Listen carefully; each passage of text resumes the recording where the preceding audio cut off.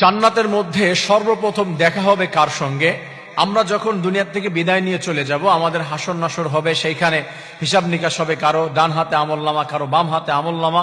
এরপরে একটা পর্যায়ে গিয়ে আল্লাহ রাব্বুল আলামিন কিছু মানুষদেরকে জান্নাতে দিয়ে দিবে, কিছু মানুষ জাহান্নামে চলে যাবে।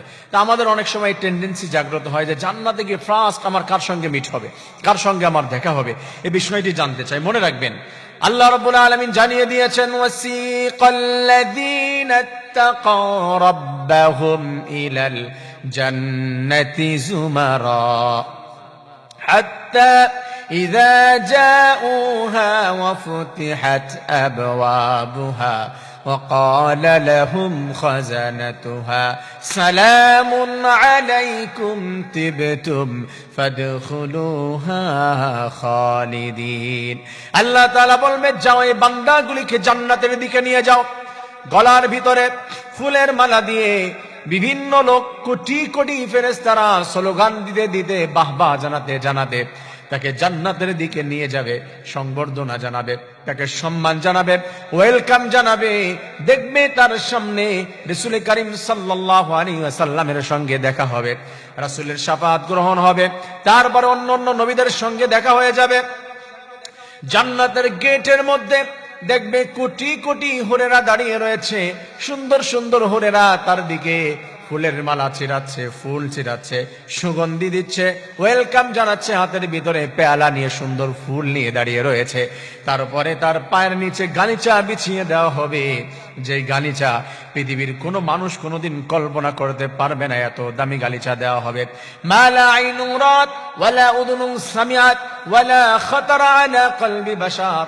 আল্লাহ তাআলা জানিয়ে দিয়েছে, আমার বান্দারা শুনো, কোন পৃথিবীর কোন চোখ কোনোদিন দেখে নাই, কোন কান কোনোদিন শোনে নাই, কোন চক্ষু কোনোদিন দেখতে পারে নাই, অন্তর কোনোদিন কল্পনা করতে পারে নাই, এমন সুন্দর সুন্দর তাদেরকে নিয়ামত দেওয়া হবে। এই বান্দাগুলি জান্নাতের মধ্যে যখন প্রবেশ করবে, দুনিয়ার মধ্যে তার যে স্ত্রী ছিল, মহাব্বতের ভালোবাসার যে ছিল, যদি তার সঙ্গে জান্নাতি হয়ে যায়, তার সঙ্গে যদি তারও আমল ভালো থাকে, জান্নাতে যায়, তার সঙ্গে তখন মিট হয়ে যাবে। জনমের তরে জান্নাতের মধ্যে তাদেরকে ওয়েলকাম জানানো হবে, দুজন দুজনের দিকে তাকিয়ে প্রেম নিবেদন করবে। আল্লাহ তাআলা বলবেন, ফাদখুলুহা খালিদিন। আমার বান্দারা একদিন দুদিন নয়, এই যে জান্নাতে যা কিছু দিয়েছি তোমরা মন ভরে ভোগ করবে, কোন হিসাব তোমাদের দিতে হবে না, আর এইখানে তোমরা অনন্তকালের জন্য বসবাস করবে, কোনো কিছুর অভাব হবে না।